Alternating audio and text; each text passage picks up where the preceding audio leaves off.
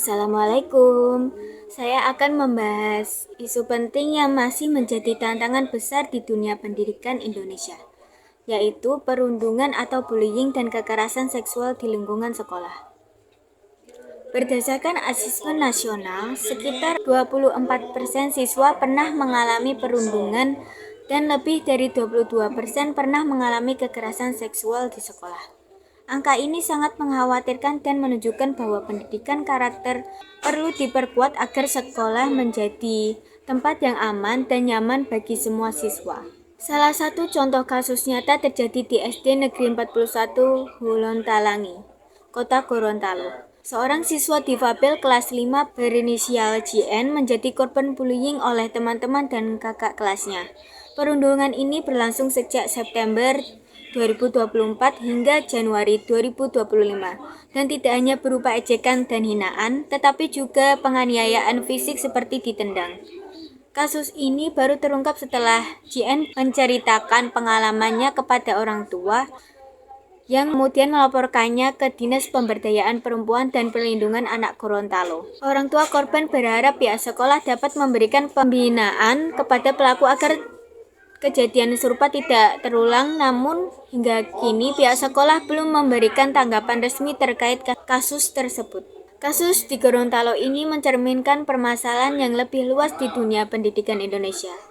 Data nasional menunjukkan kasus bullying meningkat tajam dari 119 kasus pada 2020 menjadi 1.478 kasus pada 2023. Sekitar 15% pelajar mengalami perundungan dengan pelaku mayoritas siswa laki-laki, sering terjadi di koridor dan kantin sekolah.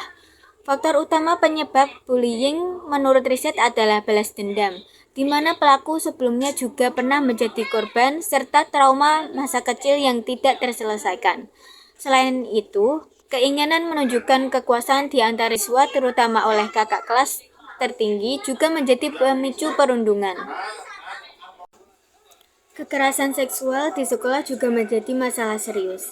Pada 2023, tercatat 487 kasus kekerasan seksual di lingkungan sekolah, termasuk kekerasan yang dilakukan oleh guru-guru terhadap siswi selama bertahun-tahun. Lemahnya sistem pengawasan internal dan kurangnya pelatihan guru dalam membangun budaya anti kekerasan menjadi akar masalah berulangnya tragedi ini. Untuk mengatasi masalah ini, berbagai upaya yang telah dilakukan antara lain dengan deklarasi sekolah damai.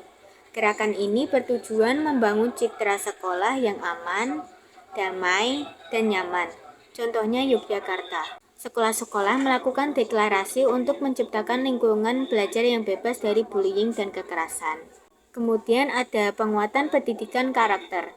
Pendidikan karakter yang menanamkan nilai moral dan akidah kuat sangat penting agar siswa memiliki kesadaran dan empati, sehingga menolak tindakan bullying dan kekerasan. Kemudian dengan pelatihan guru dan pengawasan. Guru diberikan pelatihan untuk mengenali dan menangani bullying serta kekerasan seksual. Pengawasan internal di sekolah juga diperketat agar kasus dapat dideteksi dan ditangani lebih cepat. Kemudian dengan saluran pengaduan dan mediasi. Sekolah menyediakan saluran pengaduan yang terbuka dan melakukan mediasi antara korban dan pelaku untuk menyelesaikan secara kekeluargaan seperti yang dilakukan di SMP Negeri 1 Klayen Gunung Kidul. Keterlibatan orang tua dan komunitas. Orang tua dan komunitas diajak berperan aktif menciptakan lingkungan yang aman dan mendukung bagi anak-anak. Isu pendukung dan kekerasan seksual di dunia pendidikan bukan hanya masalah individu, tetapi masalah sistemik yang membutuhkan perhatian semua pihak. Dengan memperkuat pendidikan karakter, meningkatkan pengawasan, dan membangun budaya sekolah yang aman dan inklusif, kita bisa menciptakan lingkungan belajar yang nyaman dan melindungi masa depan anak-anak.